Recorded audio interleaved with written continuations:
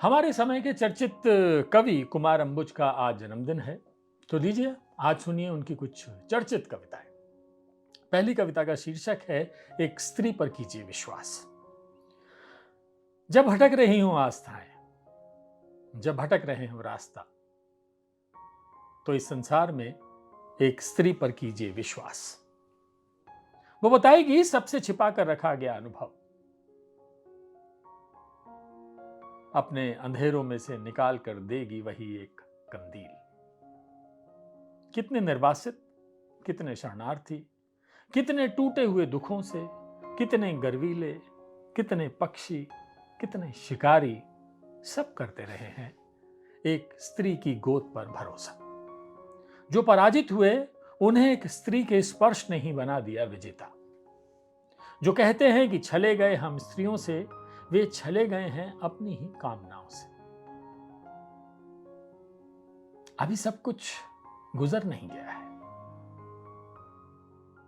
ये जो अमृत है, ये जो अथाह है, ये जो अलभ्य दिखता है, उसे पा सकने के लिए एक स्त्री की उपस्थिति, उसकी हंसी, उसकी गंध और उसके उफान पर कीजिए विश्वास।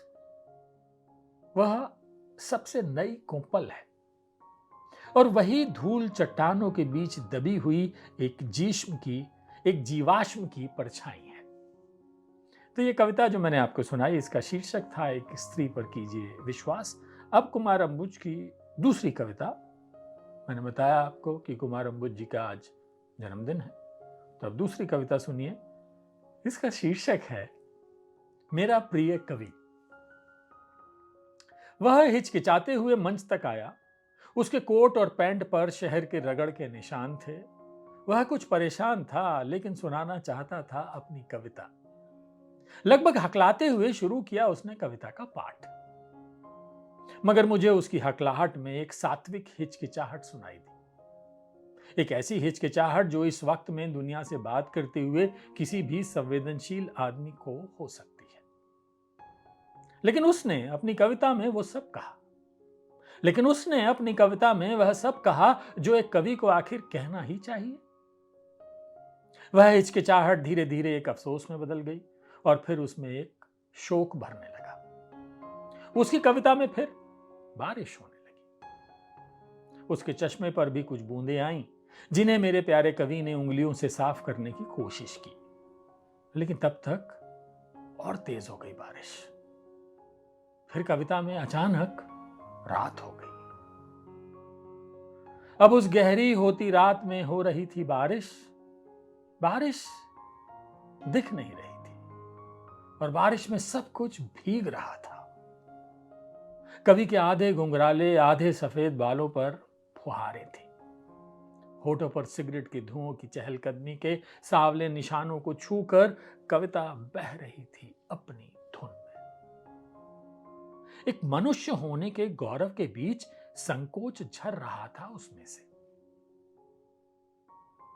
वह एक आत्मदया थी, वह एक झिझक थी जो रोक रही थी उसकी कविता को शून्य में जाने से।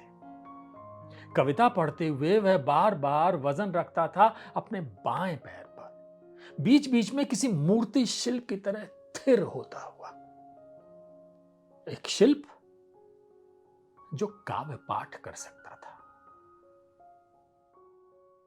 उसके माथे पर 3.5 सिलवटें आती थी और बनी रहती थी देर तक। मैं अपने उस कवि से कुछ निशानी जैसे उसका कोट मांगना चाहता था, लेकिन मैंने अचानक देखा उसने मुझे एक गिलास दिया और मेरे साथ बैठ गया कोने में। उसने कहा, तुम्हें मैं राग देश सुनाता हूं। फिर उसने शुरू किया गाना। वो एक कवि का गाना था जिसे गा रही थी उसकी नाजुक और अतृप्त आत्मा। एक अतृप्त आत्मा जो बेचैन थी संसार भर के लिए। एक घूंट लेकर उसने कहा कि तुम देखना, मैं अगला आलाप लूंगा और सुबह हो जाएगी। अचानक मेरा कवि मेरे करीब और करीब आया। कहने लगा, मैं बहुत कुछ ना कर सका इस दुनिया को बदलने के लिए, मैं शायद ज्यादा कुछ कर सकता था। मुझे छलती रही मेरी ही आराम तलब इच्छाएं, जिम्मेवारी की निजी हरकतों ने भी मुझे कुछ कम नहीं फंसाया। दाईं आंख का कीचड़ पोंछते हुए वह फिर गुनगुनाने लगा। कोई करुण संगीत बज रहा था उसमें, मैंने कभी ना सुनी थी ऐसी मारक धुन। मेरे भीतर एक लहर उमड़ी और मैं रोने लगा। उधर मेरा प्रिय कवि अपने अंडाकार चेहरे में एक भ्रूण को छिपाए मंच से उतरकर चला आ रहा था अपनी ही चाल से। ये दूसरी कविता मेरा प्रिय कवि कुमार अंबुज की, जिनका आज जन्मदिन है। तो दो कविताएं आपके लिए, और कुमार अंबुज जी, जन्मदिन की बहुत बहुत शुभकामनाएं। तुम लिखते रहिए, हम सबको पढ़ाते रहिए, रास्ता दिखाते रहिए।